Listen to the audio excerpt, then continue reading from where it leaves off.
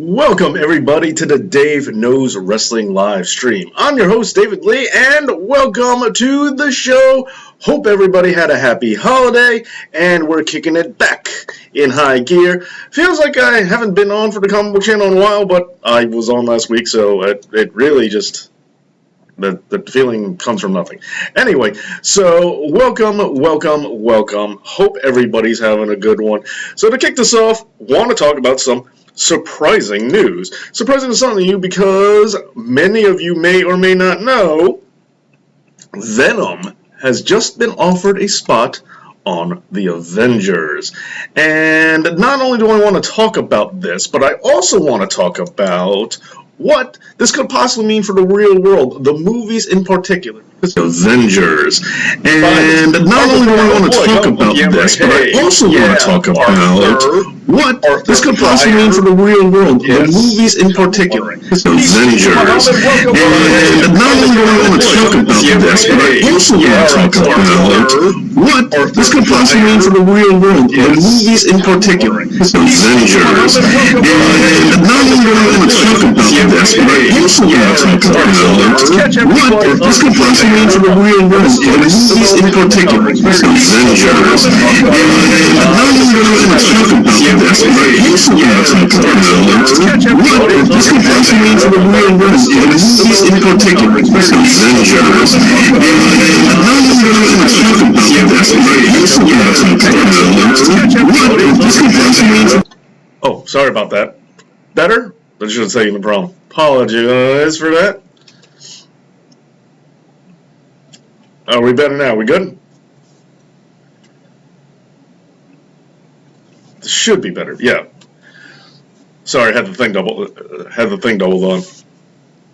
The volume on the computer. Okay, anyway. So let's get into it. So for those of you who don't know, Venom has recently been invited to join the Avengers. Now, he was not confirmed yet. He did not accept the offer, but let's go ahead and recap. Hey, True Sinister, how you doing? Okay, so let's get into this. So what happened exactly? Now, just so you know, Eddie Brock is currently Venom yet again. See, there's been other people taking on the symbiote for a while, and in recent events, there was a storyline that came about, a storyline known as... hold on. Trying to make this a dramatic thing, but I guess I have. There's a storyline, sorry, I was right here. Storyline called Absolute Carnage, in which Carnage himself was attacking multiple people in the universe of Marvel, particularly the Avengers. And it was a big to-do, and Venom was one of the main guys fighting against Carnage in Absolute Carnage.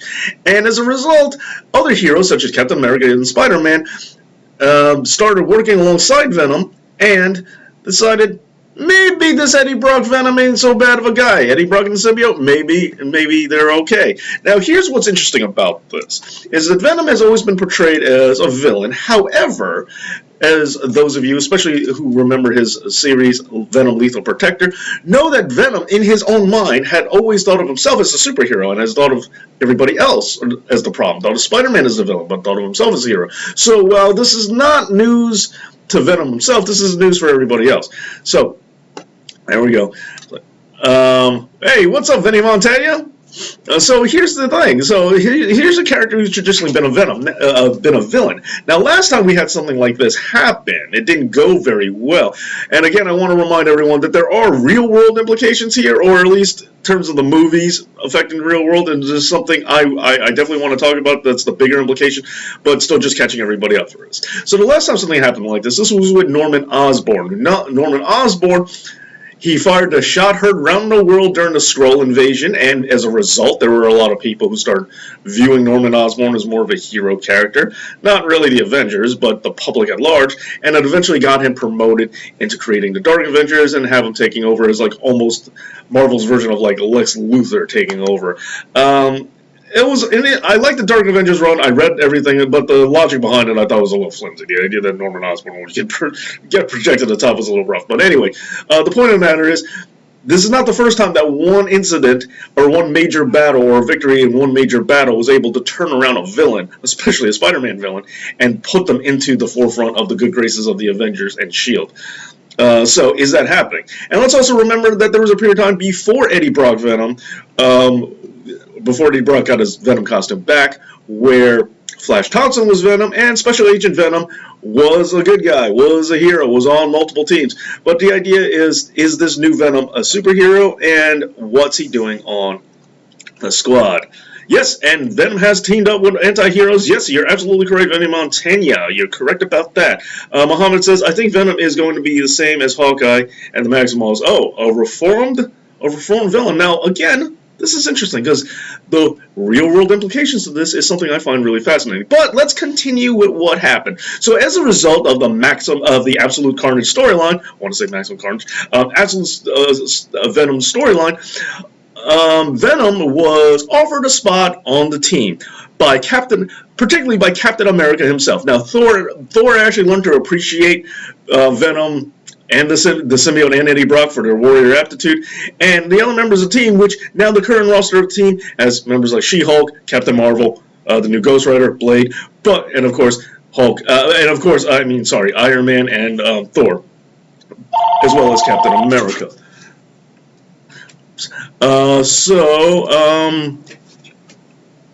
With that being said, the new team was pretty accepting of him, for the most part. But no shock, Captain America's the first guy to offer his hand out to say, yeah, he's Captain America and all that. Not surprising, he's the first guy. But they decided to offer, and before he could answer, there was still another Carnage threat, so Venom had to leave.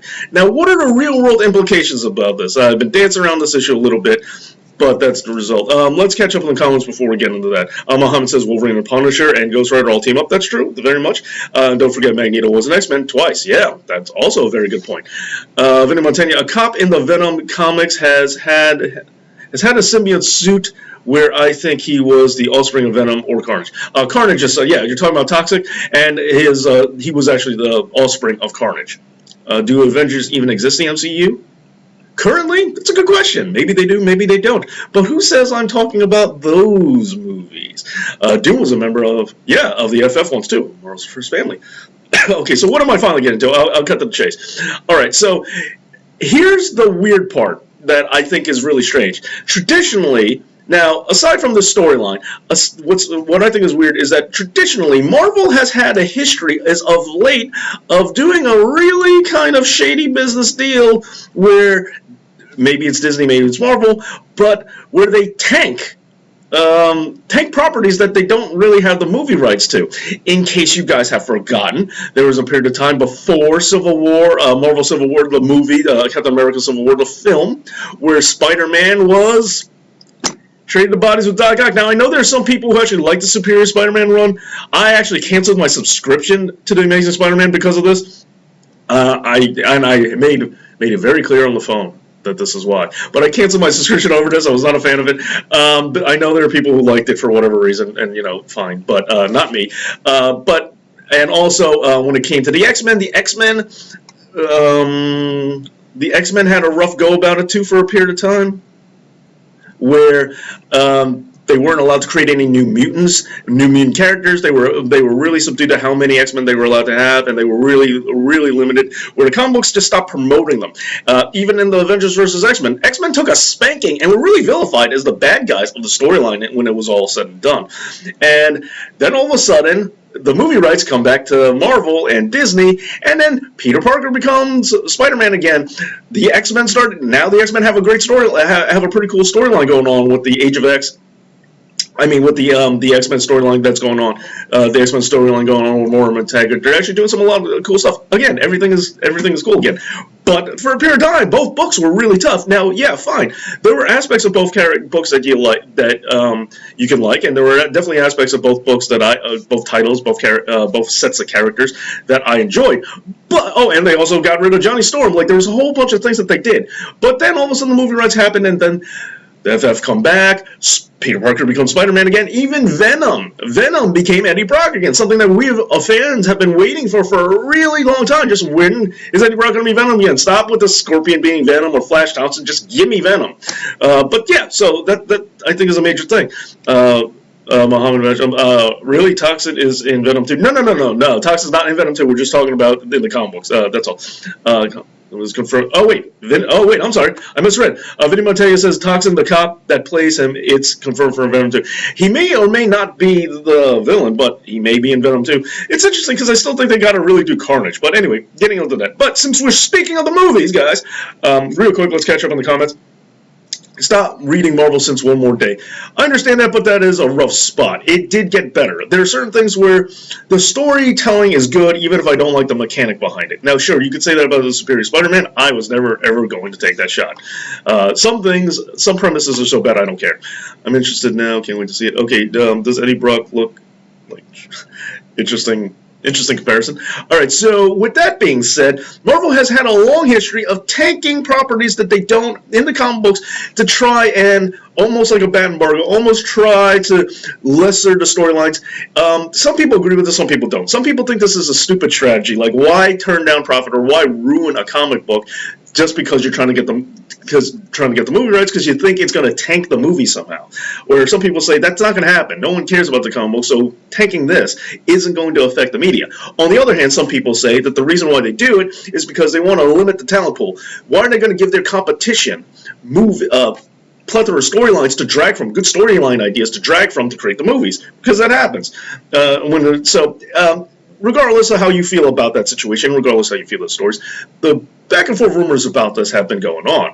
But here's what's crazy. We all know that Venom is still a Sony property, is not a part of the MCU. And Venom very, very much did well and is in no playing field whatsoever of coming over to the MCU since Sony really wants to keep it separate, and Sony almost pulled Spider-Man completely out and only brought Spider-Man back in recently.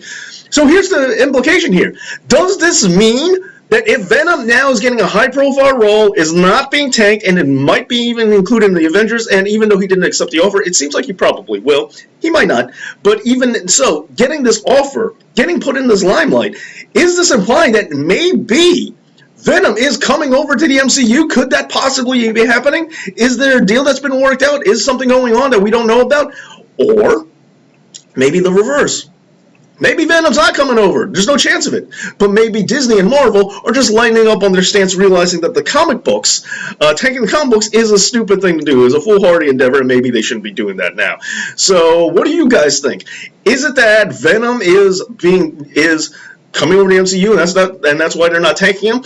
Or is it maybe that they're not tanking him because maybe they grew up and they're choosing not to be petty like that? Or is this whole tanking in the comic books just a myth? Is that not real? Is there no confirmation about that? What do you guys think? Let me know, okay? And also, if you're not watching this live, let me know in the comments. But I thought this was a really big story that we should be talking about, and we should be wondering, does this mean that all the hype we've had about Venom, about Marvel taking the comic books, is that false now? Or are we proving that that's not true? Or is it just meaning that they're getting over it? Or could it mean Venom might be showing up in the MCU before you know it? All these questions. Alright guys, so that's going to wrap it up for today. A quick one on the comic book live stream, but we're definitely going to go onto the wrestling channel because since it's been Christmas week, definitely want to catch up on a lot of things going on the wrestling channel. So leave your thoughts in the comments about this. I definitely want to hear what you guys have to say. And as always, Dave